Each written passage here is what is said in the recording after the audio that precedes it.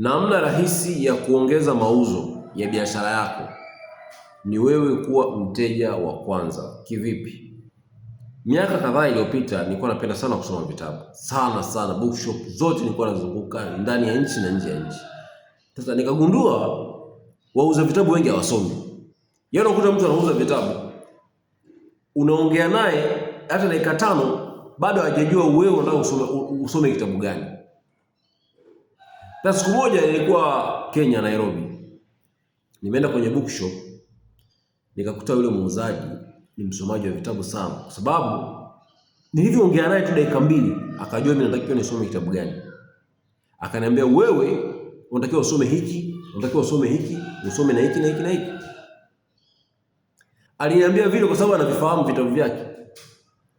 Na niliondoka na vitabu zaidi ya vitabu 15 kwa siku moja.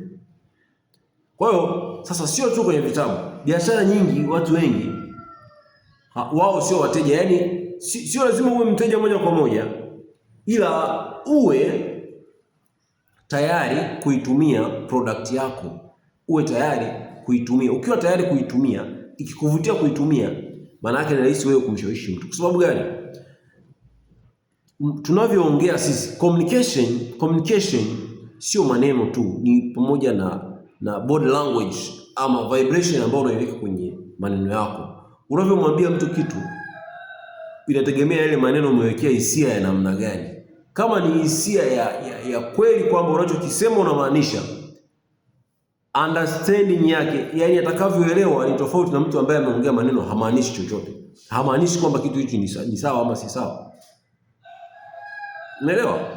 Kwa hiyo unatakiwa wewe uuze kitu ambacho you feel it inside. Ukiuza tu kitu hivi bila kuwa kuridhika nacho, ni ngumu sana kumshawishi mtu, kwa sababu kumshawishi mtu ni body language.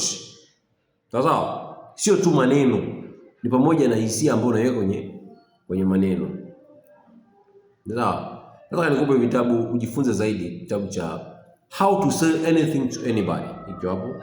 Sell Like Crazy, hicho hapo. Soma vitabu hivi. Na kingine cha Kiswahili. Andika Professor, nitumie vitabu vya mambo ya sales. Uongeze biashara yako kupata wateja wengi.